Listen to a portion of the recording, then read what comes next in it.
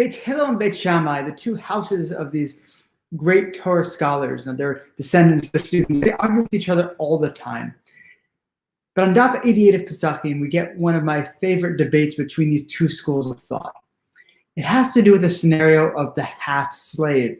So for whatever circumstances, this person was enslaved and became half-free. Think for a moment like the person had two masters, perhaps, and one decided to free him, and the other did not. So he's had half the status of a slave and half the status of a free man. So what is supposed to happen? Well, Beit Hillel says, no problem. He works one day for his master and one day for himself, one day for his master, one day for himself. Therefore, he's able to continue fulfilling his obligation for the half of him that is owned by somebody else. And for the part that is free, he's able to also receive the benefits. Beit Shammai says, well, you've done a good job of helping out the master. You know, the master owns half of a slave, and the master gets the service of half of a slave, so he's fine. But the slave, you've left him a disaster.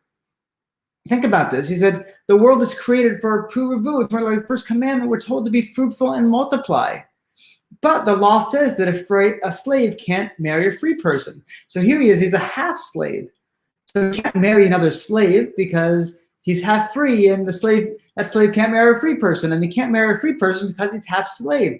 Therefore, this guy is stuck in limbo, and he can't go on. He can't live his purpose in the world and exist like a normal human being and have a family. You've got this guy stuck. So rather, here's what he should do.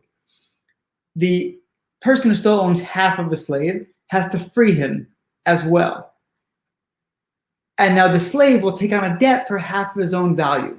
So say, obviously this is ridiculous, but say a slave cost $100, and therefore the master who still owned him would free him, but now would be owed the $50 of value, and the slave would have to work himself out for that, but he could be a free man with a debt for half of his value rather than a half of a slave.